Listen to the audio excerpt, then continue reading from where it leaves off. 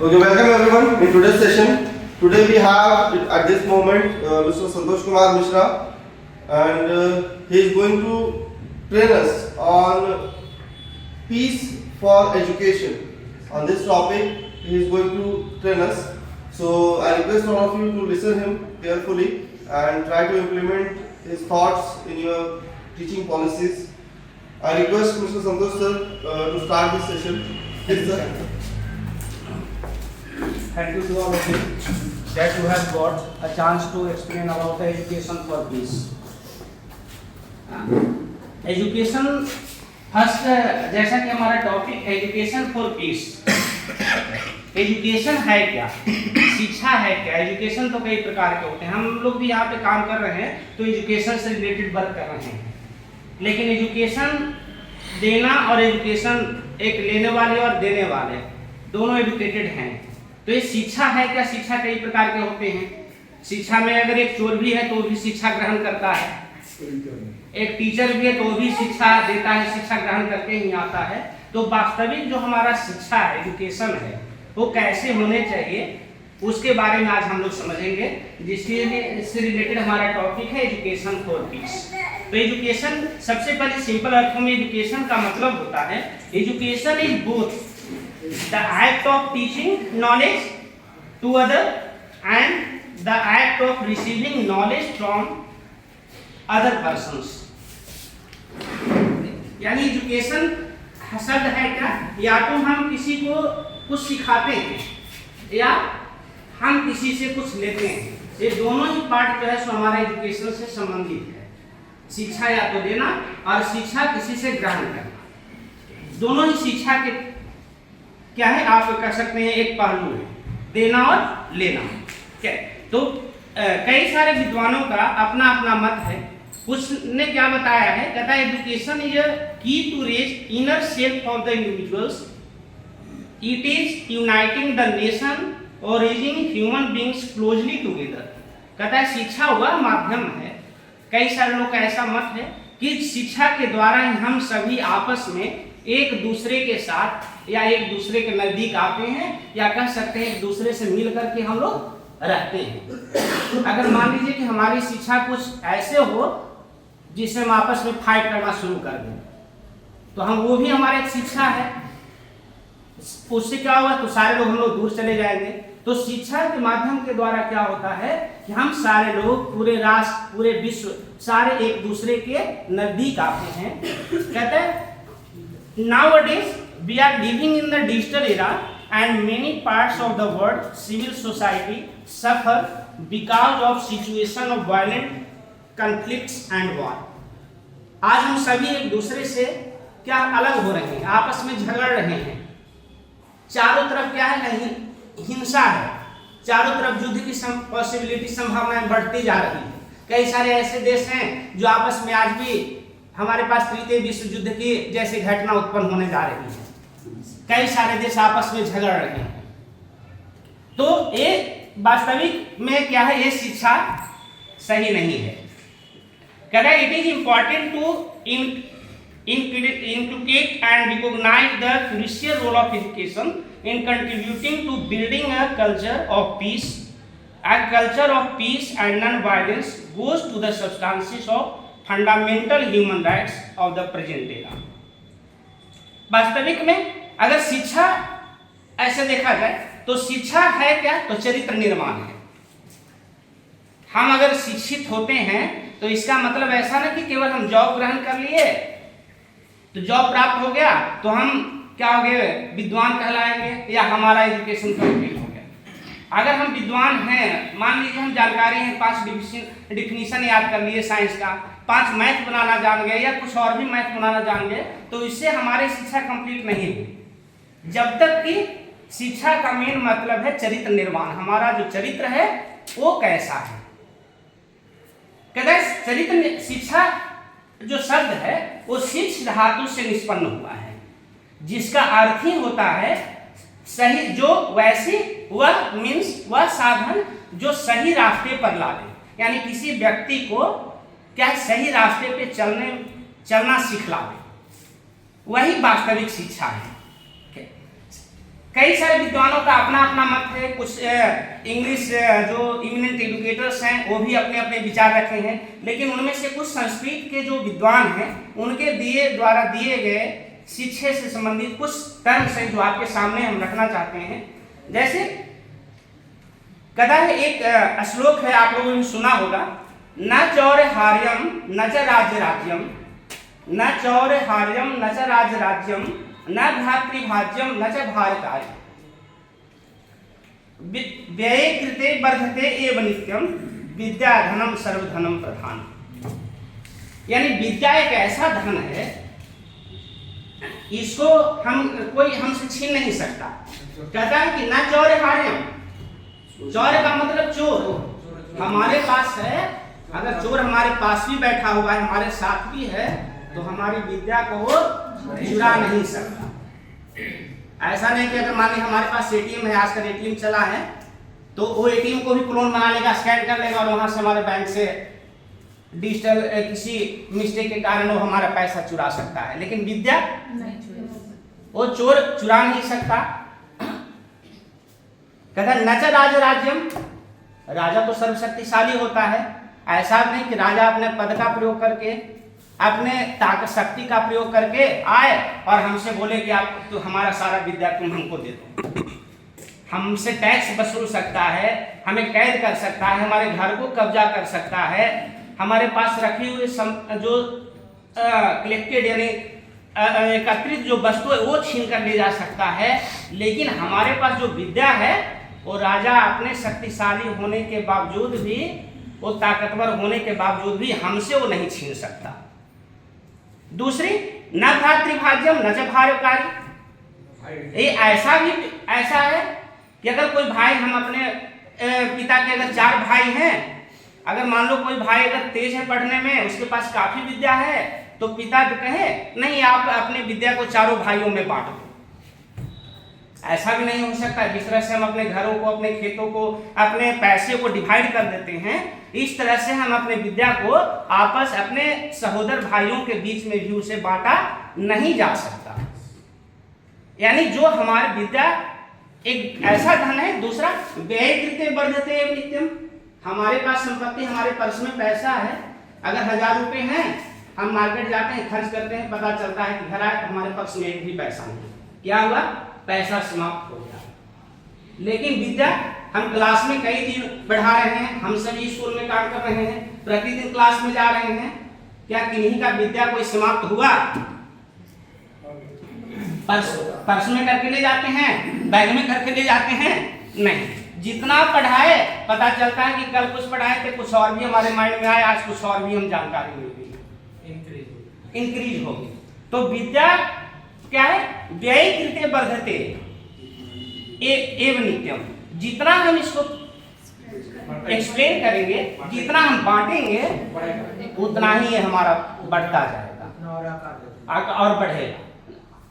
कहते विद्या धनम सर्वधनम प्रधानम, इसलिए हम क्यों दूसरे धन को एकत्र करने में लगे? हमारे पास मोबाइल नहीं है, हमारे पास मकान नहीं है, हम वैसे क्यों ना उस चीज को हम कलेक्शन करने में लगे, वैसे को एकत्र करने में लगे कि जो सबों से प्रधान है। मिडिल क्लास वाले के क्यों हम एकत्र करने में लगे? हम विद्या को ही एकत्र कर लेते हैं तो हमारे पास सारी चीज उपलब्ध हो जाएगी। अगर मान लेते हैं हमारे पास पैसा ना हो, या कुछ पैसा है और हम विदेश चले गए, कुछ ही दिनों में क्या होगा? पैसा समाप्त हो जाएगा और वहां से वापस आ जाएंगे। हो सकता है वापस न भी आए, पैसे के कारण टिकट नहीं ले पाए। लेकिन अगर हमारे पास विद्या हो तो हम वहां पे, अगर हमारा पर्स खाली भी हो जाएगा तो हम वहां पे कोई भी वर्क कर सकते हैं। स्कूल में टीचिंग का अगर काम करते हैं तो वहाँ पे पढ़ा सकते हैं, बच्चों को पढ़ा कर पैसे एकत्र कर सकते हैं और वहां पर भी हम अपने आप को इस्टेब्लिश कर सकते हैं। इसीलिए कहा गया है कि विद्या जो है सभी धनों में सबसे प्रधान है।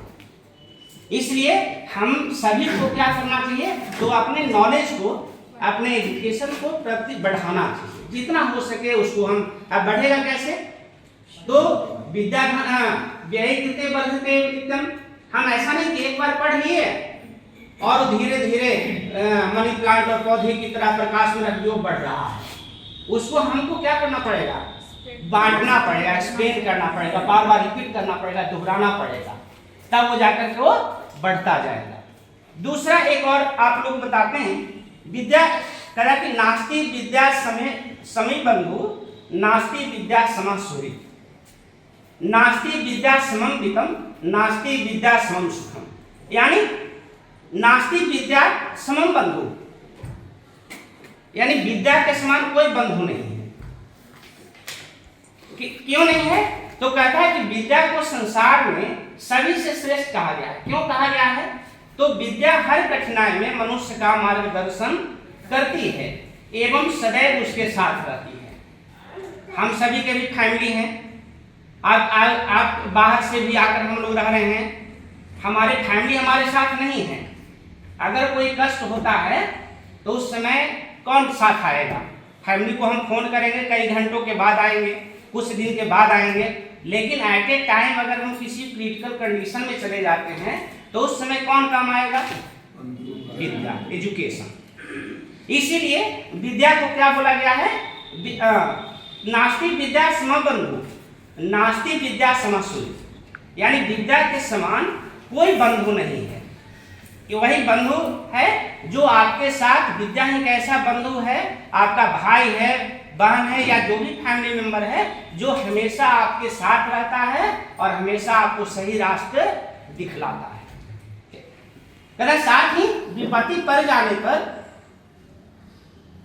अवगुण को जान पाता है, साथ ही विपत्ति पड़ जाने पर अध्ययन से मिला ज्ञान ही व्यक्ति को विकट परिस्थितियों से उबारता है।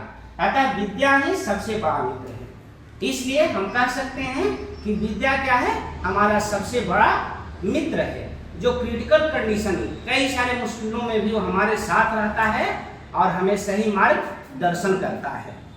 कहता है नास्ति विद्या समम वित्तम, नास्ति विद्या समम सुखम। कहता है कि विद्या ही सबसे बड़ा मित्र है। विद्या केवल व्यक्ति प्रतिष्ठा, उच्च पद, मान, सम्मान एवं शक्ति पाता है। विद्या प्राप्ति होने पर ही धन की प्राप्ति भी होती है। अब हम लोग हैं तो विद्या ठीक है, विद्या काफी अच्छी है, लेकिन आवश्यकताओं को पूरी करने के लिए क्या चाहिए? पैसे भी चाहिए। तो विद्या वो साधन भी है जिसके द्वारा हम धन भी प्राप्त कर सकते हैं। कहता कि विद्या ग्रहण करके मिला ज्ञान व्यक्ति को जीवन के यथार्थ से परिचित कराता है। और जब हम विद्या, एजुकेशन प्राप्त करते हैं तो हम वास्तविक क्या हैं, क्या कर सकते हैं, कैसे हम अपने आप को इस दुनिया में रख सकते हैं, ये सारे नॉलेज हमें अपने आप पता चल जाता है। यानी हम अपने आप यथार्थ को समझ पाते हैं। कहता है जिसके कारण वह संतोष जैसे गुणों को सीख पाता है। अब संतोष जैसे गुणों को सीख पाना, इन गुणों के ज्ञान के पश्चात व्यक्ति हर परिस्थिति में समान एवं सुखी रहता है। संतोषम परम सुखम बोला गया है, बहुत सारे सिंपल टर्म है। कई सारे व्यक्ति हैं, उनके पास काफी धन है, लेकिन आप उनको रात में नींद नहीं आती, हमेशा टेंशन में रहते हैं, क्या तो बीपी पेशेंट हैं, लेकिन सुख नहीं है, काफी पैसा है। लेकिन जो विद्वान व्यक्ति है वो क्या है? विद्वान व्यक्ति है, या कहिए कि जिसके पास संतोष है, सेटिस्फैक्शन है, जितना है हम उसका सही उपयोग करें, हम उसी में खुश रहना सीखें, तब वो हमारा जीवन क्या होगा? हम थोड़े में भी संतुष्ट रह करके अपने जीवन को सुखी रख सकते हैं।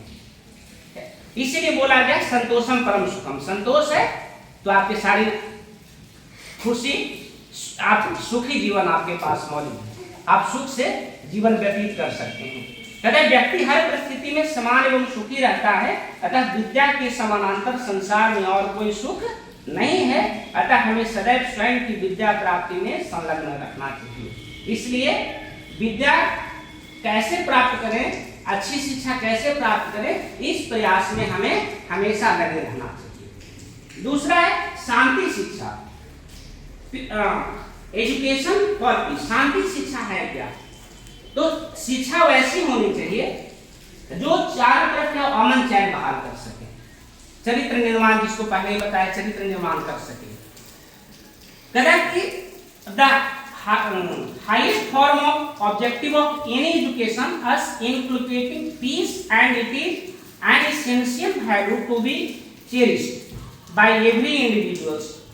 The father and mother is the first teacher to their children and peace is nurtured in the family. कहता है कि बच्चे जो होते हैं, हम सभी जानते हैं कि जो उनके मदर और फादर होते हैं वो क्या होते हैं, बच्चे के प्रथम शिक्षक होते हैं, पहले शिक्षक होते हैं। और बच्चा वहीं से क्या सीखता है, तो ज्ञान को सीखता है और क्या करता है, शांति एजुकेशन प्राप्त करता है और वहीं से वो पलता बढ़ता है। कहता है कि by every individuals the father and mother is the first teacher of their children and peace of nurture in the family, the peace nurtured at home again enhanced at school. वो अपने घरों से सीखता है, फिर स्कूल में आता है तो वहां पे उसकी क्या होती है, ग्रोथ होता है, उसका वृद्धि होता है, उसके नॉलेज में वृद्धि होता है। Peace is a broad concept with practical and spiritual connotation. Peace is what you think it is. कहता है कि शांति है क्या, शांति कहने का मतलब है कि what you think it is, आप क्या सोचते हैं। Want it to be. Peace has been understood the mean the absence of conflicts or violence, and conversely as the presence of a state of mind and of society such as harmony, accord, security and understanding. यानी शांति शिक्षा है क्या, तो शांति शिक्षा वह है जो मानव को मौलिक आवश्यकताओं तथा समाज की प्रकृति या स्वरूप का अध्ययन कराता है। यानी शांति शिक्षा वैसी शिक्षा है जिसके द्वारा मानव को मौलिक आवश्यकताओं, हमारी मौलिक आवश्यकताएं कौन कौन सी हैं उनके बारे में हमको बताता है, समाज की प्रकृति के बारे में समझाता है, समाज के स्वरूप क्या होने चाहिए या हमारे समाज के क्या स्वरूप हैं उसके बारे में बताता है, जिसमें इन आवश्यकताओं की पूर्ति होती है। कहता है यह शिक्षा या विज्ञान लोगों को मानव अधिकारों के बारे में जागरूक बनाता है। शांति शिक्षा वह शिक्षा है जो शोषित, अहिंसक तथा न्याय प्रिय समाज का निर्माण करता है। यानी शांति शिक्षा करता क्या है, जो शोषित हैं, यानी जो समाज के कह सकते हैं कमजोर हैं, ठीक है, अहिंसक और न्याय प्रिय समाज का निर्माण करता है। हमारा समाज कैसा होना चाहिए, तो जहाँ पे जो कमजोर लोग हैं, दुर्बल हैं, उनको हम मदद करें। दूसरा क्या है, अहिंसक, अहिंसक ना हो, अहिंसा को हटाएं। दूसरा न्याय प्रिय, अब ऐसा नहीं कि अगर समाज में कोई बच्चे आपस में लड़ रहे हो तो जो गलत कर रहा है उसको उचित ठहरा दे और जो सही है उसको गलत ठहरा, तो वहां पे होगा क्या, शांति हमारा क्या होगा, डिस्टर्ब होगा। तो इसलिए न्याय प्रिय समाज का निर्माण करता है, ठीक है। डॉक्टर मर्सी ब्राह्मण के अनुसार कुछ ऐसे और विद्वान हुए जो शांति शिक्षा के बारे में अपने विचार बताए। तथा शांति शिक्षा शांति प्रिय लोगों के लिए शिक्षा है। शांति शिक्षा है क्या, तो शांति शिक्षा वह शिक्षा है जो शांति प्रिय लोगों के लिए शिक्षा होती है, जो इस पृथ्वी पर शांति कायम करने के योग्य हों। और वैसे लोग ही पृथ्वी पर या हमारे समाज में क्या करते हैं, शांति को कायम कर सकते हैं। कहता है कि यह विशेषकर भावात्मक शिक्षा है, यह धार्मिक शिक्षा है, साथ ही यह स्वयं में शिक्षा है। शांति शिक्षा का कंसेप्ट काफी क्या विस्तृत है। एक ऐसा तो भावात्मक है, अगर हमारे भावात्मक कहने का मतलब अगर हमारे मन में ही हिंसा भरा हो तो फिर वो शिक्षा हमारा कैसा होगा, शांति होगा नहीं। दूसरी धार्मिक शिक्षा है, हमें धर्म के प्रति आस्था जगाता है। साथ ही स्वयं में शिक्षा है और यह अपने आप में शिक्षा है। दूसरे शब्दों में क्या वासव राज के अनुसार बताए हैं कि शांति शिक्षा एक कार्यक्रम एवं प्रक्रिया है जिससे लोगों में शांति के मूल्य की सराहना तथा समझदारी की भावना का विकास किया जाता है।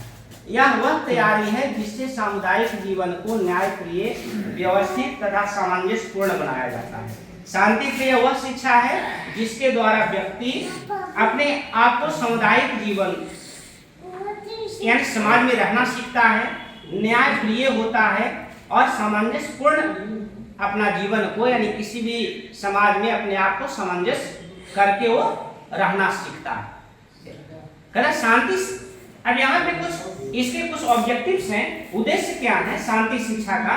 तो कहता है कि पीवी नायर, कुछ विद्वानों का अपना अपना मत है, ऐसे हमारे जो एजुकेशन है या पीस एजुकेशन है इसके कोई एक्यूरेट डिफिनीशन नहीं है, लेकिन फिर भी लोगों का अपना अपना मत है। पीवी नायर बताते हैं, कहता है शांति शिक्षा के 3 उद्देश्यों पर उद्देश्य हैं। पहला क्या है, छात्रों में उदार मस्तिष्क, यानी शांति शिक्षा क्या है, तो छात्रों का जो मस्तिष्क हो उदार होना चाहिए, विवेकपूर्ण चिंतन हो, उनका चिंतन हो लेकिन विवेक से, अपने नॉलेज से वो करें, तथा विश्वव्यापी खोज के लिए रुचि विकसित करना। और बच्चों में विश्वव्यापी खोज के लिए उन्हें क्या करना है, तो उनके नॉलेज को, रुचि को विकसित करना है। ऐसा नहीं कि हम जिस समाज में हैं बस अपने घर के बारे में सोचे, अपने लिए सोचे। उनका चिंतन ऐसा होना चाहिए जो सभी लोगों के लिए हो। अगर हम यहाँ हम खुशी हैं बस इतना ही में हम संतुष्ट हो जाए नहीं, हम खुशी हैं हमारे बगल वाले कैसे हैं, अगर कोई कष्ट में है तो उनके लिए भी हम कोई ना कोई उपाय ढूंढ सके। दूसरा, छात्रों को धार्मिक सहिष्णुता, अन्य प्रजातियों का आदर तथा धार्मिक एवं नैतिक मूल्यों को आदर की दृष्टि से देखने के योग्य बना। इस शांति शिक्षा के द्वारा हम बच्चों को धार्मिक सहिष्णुता के बारे में बताएंगे, सबका अपना अपना धर्म है, ठीक है।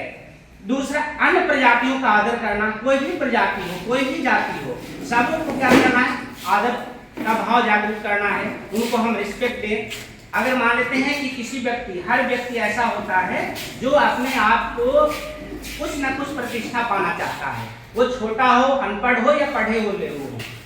खासकर पढ़े हुए लोगों को तो बोला जाता है कि वो फलदार वृक्ष के समान होते हैं, वो सदा पोलाइटली नर्म होते हैं, लेकिन जो शिक्षित होते हैं या कह सकते हैं जिनके पास कम नॉलेज है, उनको रिस्पेक्ट करना बहुत जरूरी है।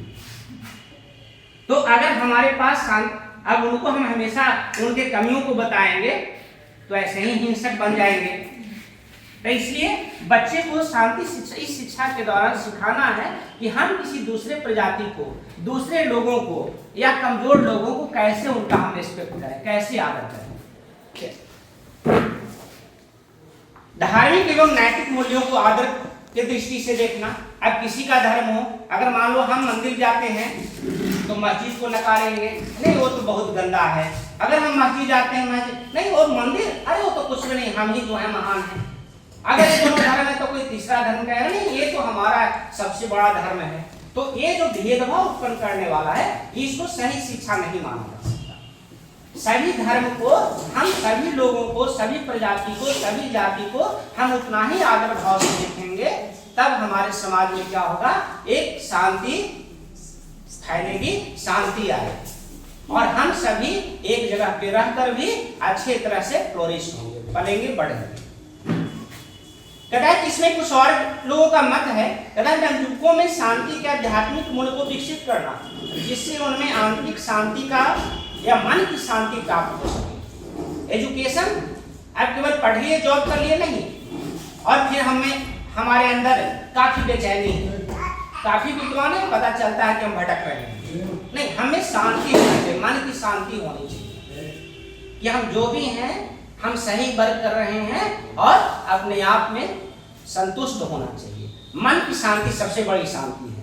कहता है मानव जीवन में शांति के मूल्य को समझने तथा उसकी सराहना करने के लिए छात्रों को तत्पर रहना। दूसरी बात, शांति के मूल्य को समझने तथा उसकी सराहना करने के लिए बच्चों को क्या सिखाना है कि अपने आप को, शांति क्या है, पीस किसे कहते हैं, उसके मूल्य को समझना और उसकी सराहना करने के लिए छात्रों को हमेशा तत्पर रहने के लिए सिखलाना होगा। ऐसा नहीं कि हम क्लास में गए, बच्चे पढ़े और बाहर में निकल करके फाइट करते हैं, जो प्रायः देखा जाता है। पता चलता है टीचर आते हैं, हम तो बहुत अच्छे से उसको ट्रेन कर रहे हैं, काफी डिसिप्लिन में है, तो रोड पे निकलता है आपस में फाइट करने लगता है। तो एजुकेशन क्या, आप इसका मतलब कि एजुकेशन आप फाइट के बारे में हम बता रहे हैं, तब तो बच्चे फाइट कर रहे हैं। तो इसलिए बच्चों को क्या सिखलाना है कि शांति हो, उनमें मन में शांति हो, दूसरों को भी आदर करना सिखलाना है। कहता है कि शांति शिक्षा, अब इसके लिए कुछ पाठ्यक्रम हैं जो निर्धारित किए गए हैं कि जो हमारे पाठ्यक्रम है, अब बच्चे सीखेंगे कैसे, तो उसके लिए कोई एक सिलेबस होना चाहिए। तो इस सिलेबस को में यहाँ पे कुछ निर्धारित किया गया है। करिकुलम ऑफ फिश एजुकेशन के लिए केम साइमन के ने विद्यालय के कई स्तरों को, प्राइमरी, माध्यमिक और उच्चतर माध्यमिक कक्षाओं में क्या है वो डिफरेंशिएट किए हैं, और उस आधार पे उन्होंने उसके लिए कुछ पाठ्यक्रम निर्धारित किए हैं। क्या है? तो प्राथमिक स्तर पे पाठ्यक्रम में क्या क्या शामिल होने चाहिए? तो सबसे पहले जीवन के नैतिक मूल्यों से संबंधित कहानियां, कविताएं तथा नाटक।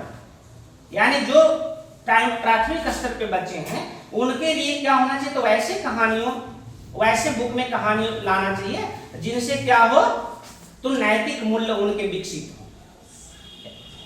कविताएं और नाटक का क्या होना, उनके सिलेबस में होने चाहिए।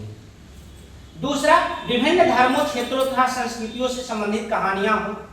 अब बच्चे प्राथमिक स्तर पे क्या सीखेंगे? तो दूसरे धर्म के बारे में कुछ कहानियां पढ़ेंगे, उनके कुछ रोचक तथ्य के बारे में जानेंगे। तो एक प्राथमिक स्तर पे उनके बुक में सिलेबस में होने चाहिए। जूनियर स्तर पे क्या होना चाहिए? तो जैसे हमारे यहाँ बहुत सारे महान लोग हुए, Mahatma Gandhi, Martin Luther, Nelson Mandela, है ना, कई सारे हुए। तो उन सारे लोगों के जीवनियां तथा शांति स्थापना में उनके क्या कार्य हैं उनको शामिल करना, ये हमारे क्या होता है, तो जूनियर स्तर पे होना चाहिए। ये जो महान लोग हुए उन्होंने उनके जीवनी के बारे में, उन्होंने अपने जीवन में लोगों के भलाई के लिए, उत्थान के लिए कौन कौन से कार्य किए, कैसे उन्होंने शांति की सामंजस्य बनाया, शांति फैलाया, उनके जीवनियों को उनको शामिल करना है। कहता है हिंदू धर्म, बौद्ध धर्म, इस्लाम धर्म, ईसाई धर्म की विश्व शांति की स्थापना में भूमिका। दूसरे सिलेबस में और क्या होना चाहिए? तो जितने सारे धर्म हैं, सारे धर्म, कोई भी धर्म ऐसा नहीं कहता कि आपस में लड़ो। सारे धर्म में यही बताया गया है कि शांति से रहना है। सब हमें क्या है, ईश्वर के संतान हैं, और ये हमारा ये जो प्लेटफॉर्म है, जो हमारा धरती है, इस पे सारे लोग मिलजुल करके आपस में क्या है, रहना है।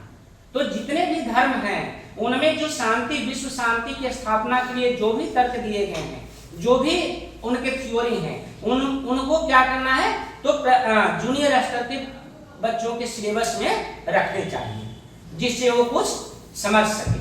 उच्चतर स्तर पे क्या होना चाहिए? तो शांति की अवधारणा, शांति क्या है, उनके कौन कौन से कॉन्सेप्ट्स हैं, शांति की आवश्यकता एवं महत्व, शांति क्यों जरूरी है, उनका क्या इंपॉर्टेंस है, परिवार, समाज तथा विश्व में शामिल शांति कायम करने के साधन कौन कौन से हो सकते हैं।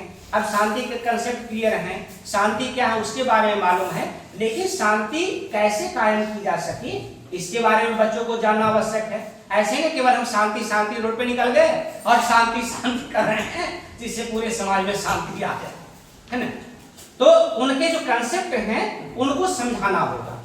कहता है कि युद्ध एवं हिंसा के कारण वो उनके परिणामों को समालोचना करना, शांति स्थापना करना, यानी जो युद्ध हुए, जो समझौते हुए, उनके क्या परिणाम हुए, उनके बारे में उनके सिलेबस में होने चाहिए, जिनसे इन सारे के बारे में बच्चे सीख सके। दूसरा है, अब जैसे एजुकेशन को ले लिया जाए, कई अनमोल कवि ने कहा है कि एक पंक्ति को छोड़ दिया जाए, ऐसी बानी बोलिए जिनसे झगड़ा होए, लेकिन एक पंक्ति को क्रॉस कर दीजिए, उनसे मत भिड़िए जो आपसे तगड़ा हो। जैसे ब्लूम्स टेक्नोलॉजी में भी सबसे पहला हमारा नॉलेज, फिर उसके बाद बोध, अंडरस्टैंडिंग। अगर नॉलेज है, अंडरस्टैंडिंग हमको करना होगा, तो हम एक कैसे समझेंगे कि उनसे मत गिरेंगे जो आपसे तगड़ा हो है, अदरवाइज परिणाम क्या होगा उस सामने वाला समझ रहा है। तो ये उसका नॉलेज ही बताता है कि हमें किन से भिड़ना है, किन से नहीं भिड़ना है। जैसे एजुकेशन, आदमी बहुत छोटा है, 5 फीट 6 फीट 7 फीट मैक्सिमम हो सकता है, लेकिन वो हाथी को भी, हिंसक भालू को भी, हिंसक बाघ को भी, शेर को भी अपने कैप्चर में किए हुए। क्यों कैप्चर किए? अगर वो उसके पास इतना ताकत है आदमी के पास, तो डायरेक्ट हाथी से फाइट कर ले, डायरेक्ट शेर के पास फाइट कर ले, लेकिन वहां पे वो फाइट आपस में जाने के बाद क्या होगा, उसका मौत हो जाएगा। लेकिन वो अपने बुद्धि के बल पे, अपने विवेक के बल पे उस हिंसक जानवरों को भी अपने बस में किए रहता है। इसलिए ये जो बच्चे सीखते हैं या हम सभी प्रायः यूज किया जाता है कि उनसे मत भिड़िए जो आपसे तगड़ा हो, ये सारे हमारे ज्ञान का ही प्रभाव है और उससे एक तरह से शांति भी आती है। अब भीड़ गए, ताकत है नहीं, भीड़ गए, पता चला कि अशांति फैल गई, शांति भाग गई, अशांति फैल गई। तो इसलिए ये हमारे ऐसे शिक्षा होने चाहिए जिससे शांति हो। तो कैसे आएगा शांति? तो ड्यू टू द अब कुछ क्या है, शांति स्थापना के लिए कुछ सामान्यतः वे सब उपाय किए जाते हैं जिनसे अंतरराष्ट्रीय तनाव दूर होते हैं। उनमें कुछ सिद्धांत जो द्वितीय विश्व युद्ध के समय बहुत सारे मनोवैज्ञानिकों का इस पे सहमति था कि अगर ये सारे को फॉलो किया जाए तो हम शांति पूरे विश्व में बनाए रख सकते हैं। पहला, युद्ध अनिवार्य नहीं है, ये उनका तर्क था। उन्होंने कई सारे अमेरिका में छपने वाले उस मैगजीन में 2000 साइंटिस्ट मनोवैज्ञानिकों ने अपने विचार दिए और अपना हस्ताक्षर किए। उन्होंने बताया कि युद्ध अनिवार्य नहीं है, युद्ध को टाला जा सकता है। ऐसा नहीं कि युद्ध पहले से फिक्स है कि युद्ध होगा ही। ये क्या है, तो युद्ध से बचा जा सकता है, शिक्षा और सामाजिक दशाओं में सुधार से युद्ध के कारणों को दूर किया जा सकता है। हर चीज का ऐसा नहीं कि हम फाइट करते हैं उसको सोल्यूशन उसका निकाला जा सके। अब उसके लिए हम उस वक्त क्या रीजन है, उसके सामाजिक दशाएं क्या हैं, उसके में सुधार के कौन कौन से तरीके हो सकते हैं, वे सारे पहलुओं को हम दूर करके हम युद्ध से बच सकते हैं। दूसरा क्या था, शांति की योजना में भावी पीढ़ी का महत्व। अब ये शांति योजना बनाना है कि कैसे जो भावी पीढ़ी हमारे आने वाले हैं उनके लिए शांति के बारे में समझाना है, उनको एक योजना के बारे में समझाना है कि आप विश्व में आप कैसे शांति को स्थापित करेंगे। तीसरा था घृणा और पक्षपात का नियंत्रण। ये सबसे खास करके हमारे आसपास में होता है, घृणा करना। अगर कोई तुच्छ व्यक्ति है, दूर दूर दूर बैठो। बस में ट्रेन में भी सफर करते हैं तो लोग जाते हैं सिंगल, लेकिन सीट रखते हैं डबल, अपने पास वाले सीट पे अपने थैले को रखते हैं। उस व्यक्ति को देखते हैं, अनजान व्यक्ति में भी, जो थोड़ा सा देखिए सीट थोड़ा सा डबल, बस में तो छोटा सीट होता है, सिंगल पे बैठते हैं। अब एक बगल में बैग रखती है, सीट है, दूसरे आता है तो सीट है, नहीं सीट नहीं है, देख लिया कि मोटा ताजा बैठ जाएगा तो हमारा जगह डिस्टर्ब कर देगा।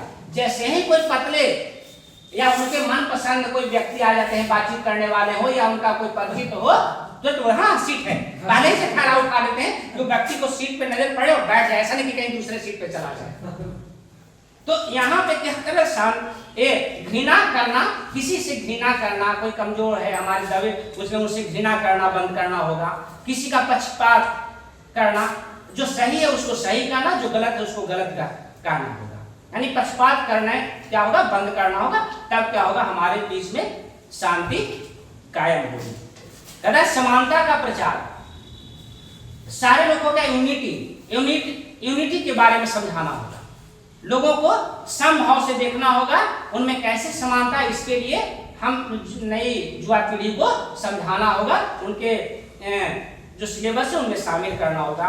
उचित दंड और पुरस्कार, ये दंड और पुरस्कार भी क्या है, तो उनको सही दंड क्या है, उनके लिए सही पुरस्कार क्या हो, ये समझना होगा। यानी उनको अगर कोई अब गलत ही कर रहा हो तो उसके लिए ऐसा नहीं कि उसको पुरस्कार देने हैं तो पता चलेगा कि वो अच्छा, ये तो गलत करने पे हमको तो काफी सम्मान मिला, अगले बार से और भी क्राइम करेगा। तो जो रियल चीज हो, उचित दंड और पुरस्कार का होना अनिवार्य है, सही पनिशमेंट भी हो और सही पुरस्कार भी उसे मिले।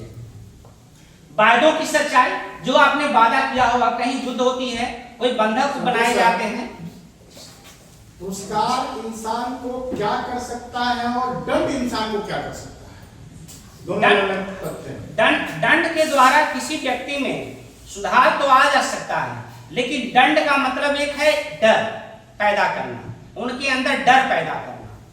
लेकिन पुरस्कार क्या होता है, पुरस्कार कहने का मतलब है कि किसी व्यक्ति को जब हम पुरस्कृत करते हैं तो पुरस्कृत तब करते हैं अगर सही तरीके से पुरस्कृत हम कर रहे हो तो इसका मतलब है कि उन्होंने कुछ काम अच्छा किया है। और जब उनके अंदर अच्छे कामों के लिए हम पुरस्कृत करते हैं तो उन्हें क्या लगता है, काफी अच्छा फील होता है और फिर से वो प्रयास करते हैं कि आगे भी इसी तरह के अच्छे काम हम करेंगे।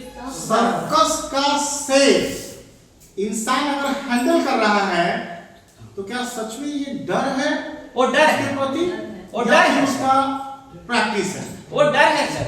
आप एग्जांपल ले लें कि सर्कस, कई सारे ऐसे घटना भी देखे होंगे कि सर्कस के शेर प्रतिदिन कई वर्षों से उसके पिंजरे को साफ कर रहा था, कई वर्षों से उसको खाना पीना देता आ रहा था। एक दिन पता चला किसी कारणवश उसके हाथ में जख्म थे, वो पिंजरे को साफ कर रहा था। शेर क्या होता है, खून का भूखा होता है, खून देखा और धीरे धीरे उसको खा चुका।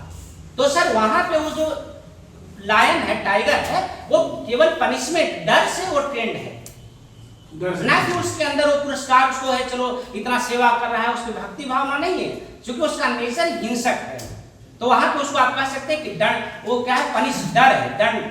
तो एजुकेशन से किसी हिंसात्मक को क्या चेंज किया जा सकता है, आम रूप में उसको बदला जा सकता है? देखिए सर, एजुकेशन किस हद तक एजुकेशन के द्वारा किसी भी चीज को बदला जा सकता है, लेकिन अब किसको बदला जा सकता है ये डिपेंड करता है किसी ऑब्जेक्ट्स के ऊपर, ह्यूमंस के ऊपर, ऑर्गेनिज्म के ऊपर। जो ऑर्गेनिज्म है कैसा, अगर आप समझे कि आप किसी सांप को से हम प्रयास करें कि उसके सामने प्रतिदिन उसको म्यूजिक सुनाएं, तो ऐसा नहीं कि सांप को कुछ दिनों के बाद, बड़े होने के बाद वो गाना शुरू कर देगा। लेकिन अगर किसी पैरट को, तोते को म्यूजिक सुनाए तो पता चलेगा कि पैरट कुछ न कुछ चौपाई, कुछ न कुछ शब्द होता, प्रैक्टिकल लाइफ में होता भी ऐसा ही है। से डिपेंड करता है उसके नेचर पे कि हम जो प्रयास कर रहे हैं वो कौन से डायरेक्शन में और किसके प्रति मेहनत कर रहे हैं। दिशा और चयन, दिशा और चयन, डायरेक्शन और सिलेक्शन अनिवार्य है, और उसके नेचर को जानना, तभी हम किसी चीज को सफल बना सकते हैं। मतलब कि दंडित भी करे तो इरिटेट ना हो। अब ऐसा नहीं कि दंड दे रहे हैं और हम उसके अंदर में आपके प्रति रिस्पेक्ट कहीं ना कहीं हो कि हमने गलत किया तब सर ने दंड किया, ऐसा नहीं कि दंड दे रहे हैं और उसके अंदर में चल रहा अच्छा बाहर निकलिए, ऐसी भावना उसके अंदर ना हो। लेकिन प्रेजेंट डेट में ऐसा ही होता है, किसी को पीटते हैं तो उसके मंदिर में चलता रहता है, कहाँ से आते हैं सर, अच्छा बाइक से आते हैं। लेकिन ऐसी भावना ये हमारे लिए हानिकारक हो सकता है, डेंजरस हो सकता है, हिंसक बन सकता है, और हमारे बीच में शांति कायम करने के जो हमारा स्वप्न है वह असफल होगा, और हम सारे आपस में जो भी भाई बहन सारे हैं आपस में झगड़ेंगे और कुछ भी हासिल नहीं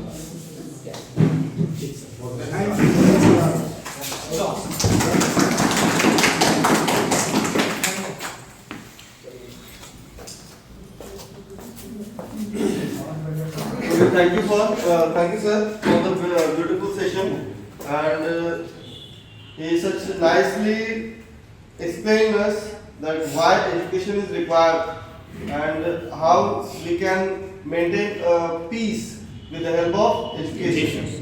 शिक्षा की मदद से हम शांति को किस तरह से कायम रख सकते हैं उसके बारे में काफी अच्छी तरह से सबने बताया।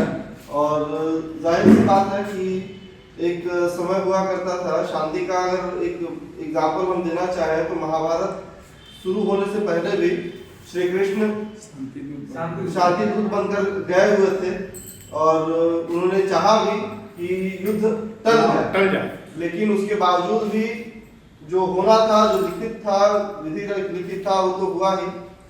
और हाँ, श्री कृष्ण ने प्रयास किया था कि नहीं, शांति से ही, बातों से ही का पांडव और कौरव के बीच का जो महाभयंकर युद्ध होने वाला है, जो हम सभी जानते हैं कि श्री कृष्ण भगवान के अवतार थे और वो सभी चीजों को जानते थे, इसलिए जानते हुए भी कि होने वाला है, उसके बावजूद भी उन्होंने एक प्रयास करना जरूरी समझा कि नहीं, शायद बातचीत से होने वाली घटना जो है वो सुलझ जाए। इसीलिए आज भी जो एग्जाम्पल है हमारे सामने, यूक्रेन और रशिया का, वो हो रहा था, उसके युद्ध तो चल रहा है, साथ में ये शांति के लिए मीटिंग्स भी हो रही है। वो युद्ध के जो भी पहलू हैं, जिन भी पहलुओं को लेकर के युद्ध हो रहा है, वॉर चल रही है, उस वॉर को रोकने के लिए जो भी पहलू थे उन सभी पर विचार विमर्श किया गया और फिर एक समय के बाद शांति वहां पर बनी। इसलिए एक एजुकेटेड पर्सन जो है वो अपनी एजुकेशन को किस तरह से इस्तेमाल कर सकता है वो फाइनली उसी के ऊपर डिपेंड करता है। क्योंकि हम देखते हैं कि काफी सारे एजुकेटेड पर्सन हैं जिनको गुमराह कर दिया जाता है और वो वायलेंस की तरफ मूव कर जाते हैं, और काफी सारे ऐसे एजुकेटेड पर्सन हैं जो उस वायलेंस को रोकने के लिए काम कर रहे हैं। तो इसीलिए एजुकेशन जो है, अगर उसको सही रास्ते पे अगर हम इस्तेमाल करें तो कहीं ना कहीं समाज में, देश में और विश्व में शांति कायम रहेगी और सभी लोग अच्छे से भाईचारे के साथ काम कर सकते हैं, रह सकते हैं। और इस ब्यूटीफुल सेशन के लिए मैं संतोष सर को फिर से एक बार थैंक यू कहना चाहूंगा आप सभी की ओर से। Thank you sir.